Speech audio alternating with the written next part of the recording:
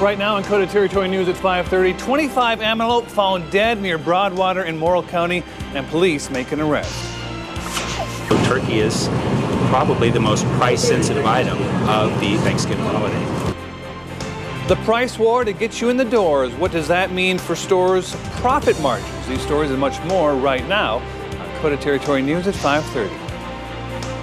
Good evening, I'm Scott Gross. 2 arrests have been made after 25 antelope were found dead near Broadwater in Morrill County. Nebraska Game and Parks Commission said reports of the animals came in last week, and the investigation was ongoing until last night. That's when 21-year-old Brent Orler and 24-year-old Taylor Miller were arrested after they admitted to the shootings. Morrill County Attorney Travis Rodak says a case with this many animals is rare and is the reason that there are rules in the recreational hunting system. And that otherwise it would just be chaos. There'd be depleted animal populations. There'd be potential injury and safety issues. There's potentially houses nearby that they could have done farmers out, people shooting guns. There's a need for rules. Rodak says the men are facing multiple charges and multiple offenses and potentially could lose their hunting and fishing privileges and firearm use. Well, a Garion man facing 2 counts of first-degree sexual assault of a child has signed off on a plea deal.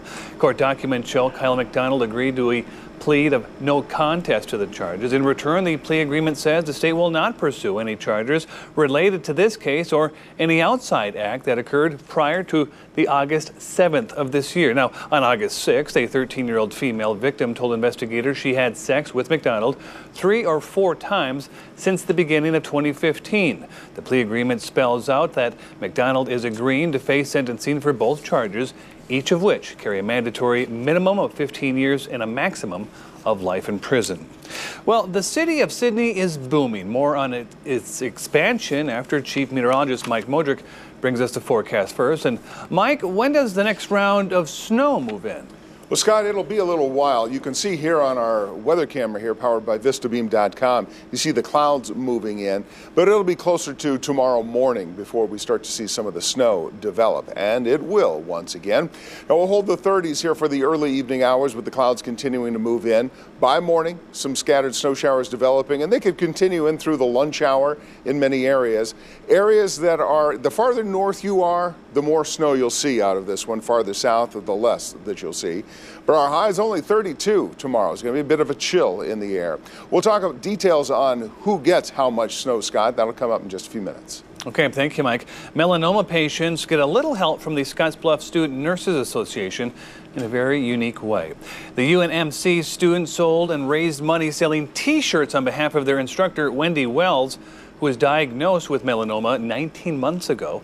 Wells wants the money raised to go to the Festival of Hope to help local patients with travel expenses for treatments in Denver.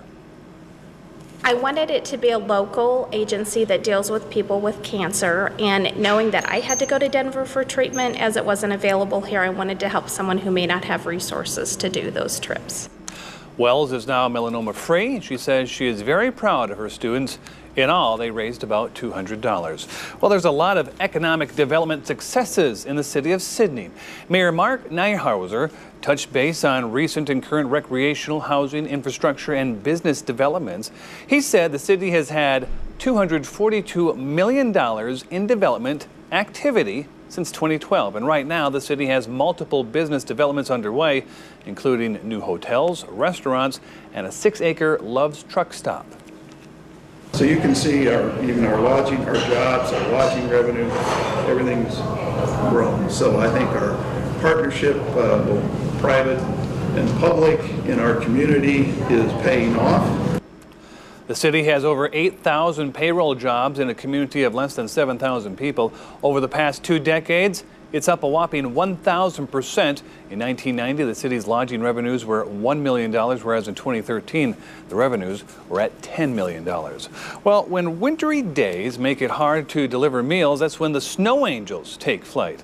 Well, in case that ever happens, Volunteer Center Executive Director Jill Allen for the Meals on Wheels program says they packed 80 emergency food packs or snow angel packs filled with non-perishable items that the community donated. we're just so worried about them because the people on this program are very dependent on those Meals on Wheels coming Monday through Friday. So we just want to make sure that there's still food that's very easy to prepare. It's items like peanut butter and jelly, tuna and crackers, canned soup. It's just so we know that there are some very easy food in their homes they can make for themselves. Allen says they're looking for Snow Angel drivers, people who can drive in the snow or icy conditions, so people in the Meals on Wheels program can receive their food. For information on how to volunteer, head on over to our website at CodaNow.com. Well, Applebee's held their ribbon cutting today at the Monument Mall. The restaurant announced this summer that they would be changing locations and moving into the mall. Today, they are open for business, but the spotlight belonged to the employees who were there. They were thanked for their hard work during this transition. Scottsbluff Mayor Randy Meiniger voiced the importance of each employee. It is so important when people come into our community that you guys know about your region, know about what products you have to promote the community. That's a huge thing, and it's not about the big smokestack businesses. It's about you and what you do for this community. Applebee's is located next to Twisted Pretzel in the mall, but it used to be stationed on 27th Street. Well, from a well-known restaurant to a brand new place to dine in downtown Scottsbluff, you'll be in and out in 30 to 45 minutes. That according to owner Meredith Lee. The new restaurant called The Shed on 16th Street and 1st Avenue used to be The Woodshed. Now expect prime sandwiches, French dips, and hand-cut chips for lunch, and for dinner, a more formal setting with steaks, ribeye, sirloin, prime rib, and chicken fried steak. So far, the response has been very positive. They understand that I want to keep the nostalgia, and I understand that the Woodshed was a long time running business, and I'm excited to bring something new to it, but still keep the tradition of it, the tradition of downtown, the tradition of Scottsbluff. And The Shed will also be open on Sundays for brunch. To find out all of the hours of the operation, head on over to our website once again at CodaNow.com. Well, is making a Thanksgiving Day meal still a good value? And reduced coal demand claims another victim. All the details when Coda Territory News at 5:30 returns. The Medical. Saturdays and Sundays at 5 on Coda Territory. Reduced coal demand claims another victim, this time in Denver, but the move by Union Pacific could benefit Coda Territory. UP will be closing their Burnham repair facility in the Mile High City in February. Now, with more than 200 jobs being shifted to other locations across the country, UP spokesperson Callie Height says the repair facilities in South Morrill, North Platte, and North Little Rock, Arkansas, will take over the locomotive repairs that had been done in Denver. Height says 90 Colorado-based workers will be shifted to another Denver facility by February 14th. Height says the number of coal trains originating out of Colorado has dropped by 80% since 2005. Well, this year's Thanksgiving meal is still a good value. Ken Rogers takes a look right after Scott Miller in our market report.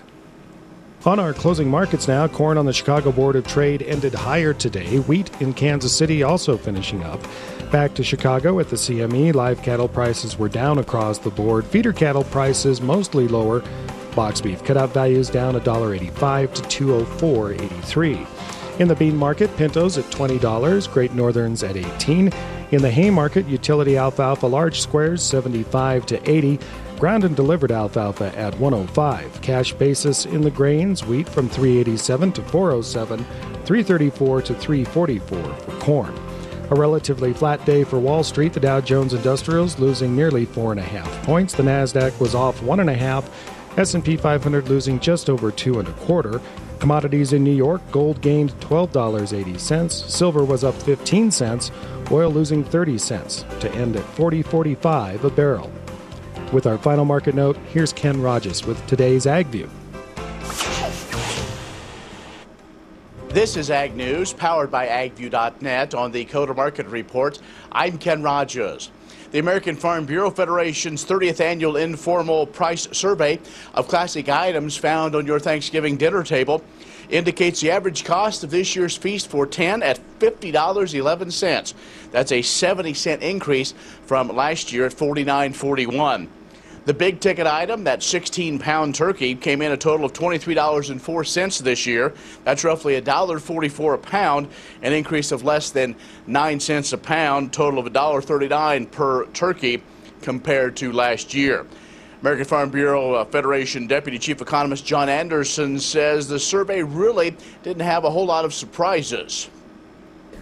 We really didn't have any huge moves on most of the items this year, but there were a few items that were up compared to a year ago.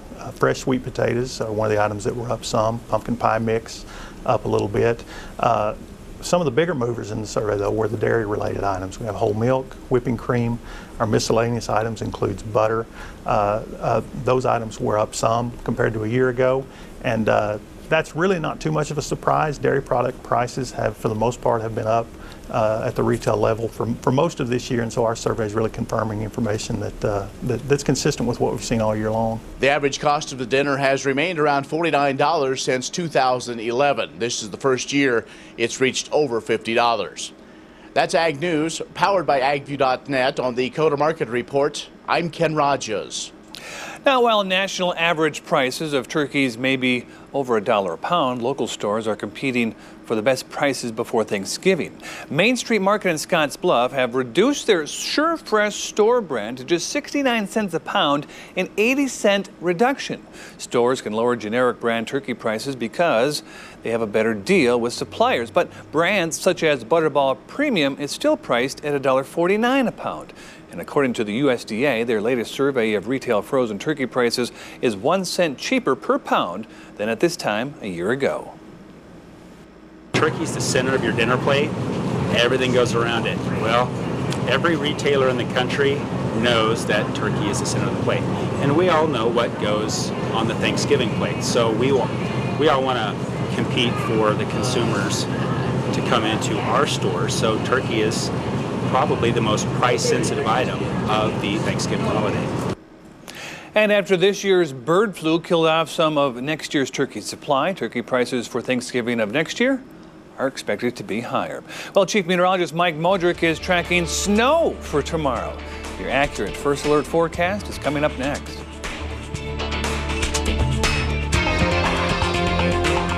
These days, everything's smart. Phones, cars, even TVs. Now's the time to get the smartest. Raganis Auto Center. Now, the first alert forecast. Weather coverage you can count on from Chief Meteorologist Mike Modrick. We're looking at temperatures in the 30s as clouds continue to move in this evening. But by daybreak, we'll be able to see some areas of snow popping up too. So you could have a slippery road tomorrow morning. You got to be prepared for that. We're in the 20s to start and then 32 for our high temperature. Snow could linger in through the lunch hour and then taper off later in the afternoon.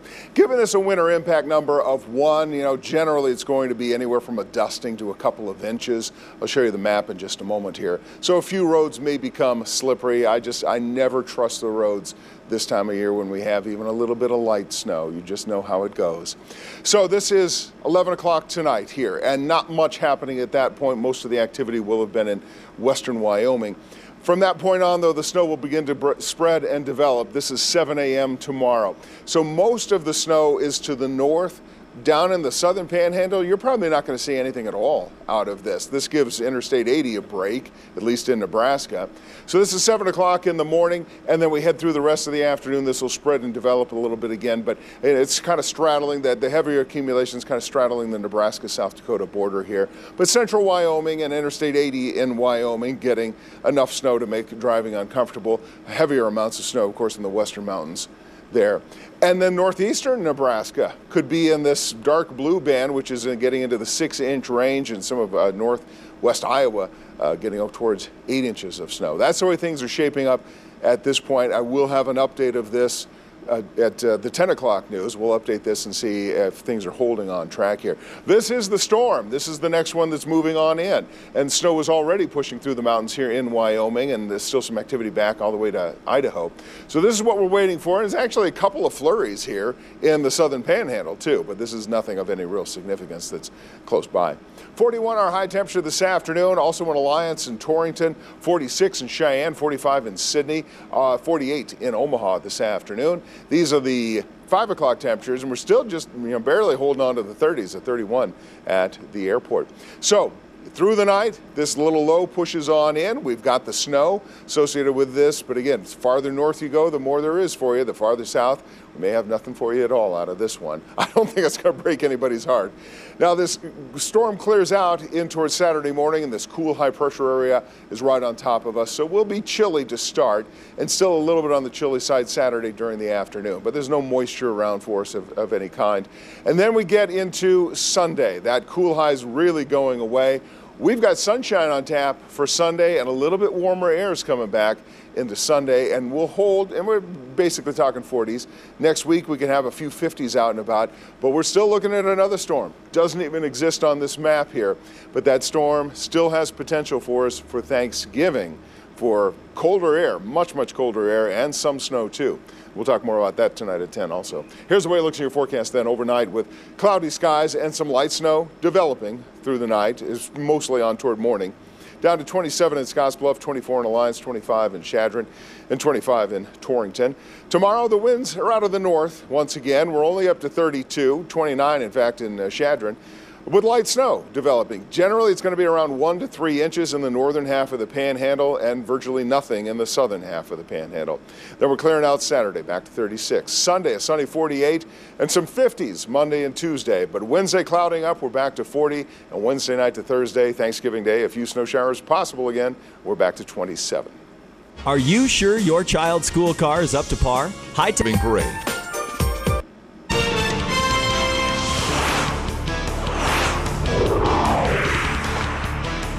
Good evening. The Western Nebraska Community College volleyball team beginning their journey towards a national championship today as the second-seeded Cougars in day one action of the National Junior College Tournament in Casper.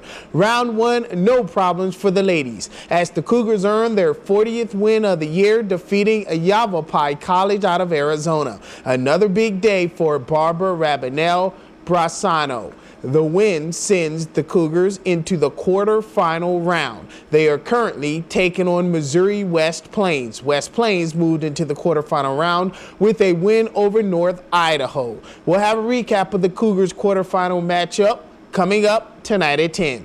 The Nebraska volleyball team seems to be peaking at the right time. The ladies rode to a straight sets win over Indiana last night. Michaela Fosick and Katie Rolfson led the way in the victory. Fosick finishing with 13 kills and 3 blocks, while Rolfson finished with 11 kills and 14 digs. The victory is the Huskers' 7th in a row and puts them at 23-4 overall and 14-3 in conference play. With Penn State set back last night to Michigan, the Huskers currently sit alone in second place in the conference standings. Nebraska will play their final road contest of the season when they take on Michigan Saturday. That is regular season, of course, before wrapping up the regular season next week with home matches against Illinois and Penn State.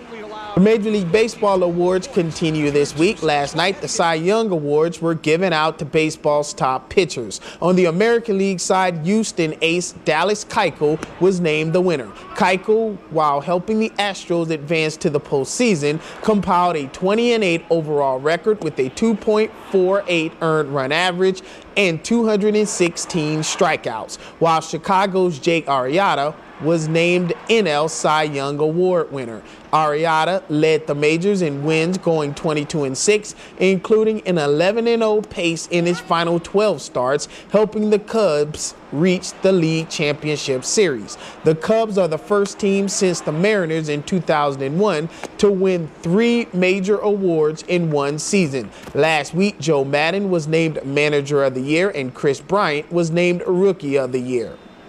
Coming up tonight at 10, highlights from the Western Nebraska Community College basketball teams, both the men and women in home games tonight. That's all for our 5:30 Sports. Everyone have a great night, and we'll be right back after the break. Baumgars has what you need. Rushmore Crossing, Rapid City. Welcome back. You can count on brand new coverage tonight on Coda Territory News at 10. Well, in just 1 week, most of us will be enjoying Thanksgiving turkey. Well, we share a few do's and don'ts you need to know before cooking the bird. And the counterterrorism officials in France right now are worried about other attacks that might be planned, and that's the #1 priority for them. More from Paris when we cover the world. For these stories and the updated First Alert forecast, join us right after How to Get Away with Murder. Well, Gear Up, it stands for Gaining Early Awareness and Readiness for Undergraduate Programs, but the program has been under the spotlight lately. Putting children first, we take a closer look at this federal program that helps low-income, predominantly Native American students. Sabrina Puyer is in the first year of her family the first one in her family to graduate from high school. She's now a freshman at Black Hills State University thanks to a long-term relationship with Gear Up. She spent the last 4 summers at the School of Mines residential program, brushing up on her courses and practicing taking college entrance exams, all to give her the skills to succeed in school and in life. I was the first to graduate high school. Mostly everybody on my mother's side just got a GED. So this past May, I was the first one to walk across the stage and then to go off into a university. So a performance report of Gear Up by an outside evaluator found mixed results, but Sabrina is convinced Gear Up has made a difference in her life.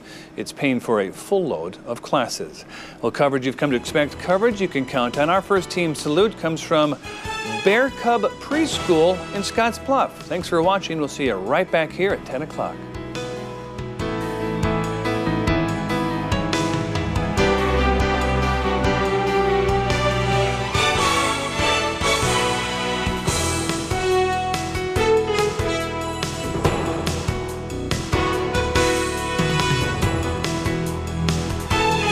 Thanks for watching Coda Territory News. Coverage you can count on yesterday, today, and tomorrow.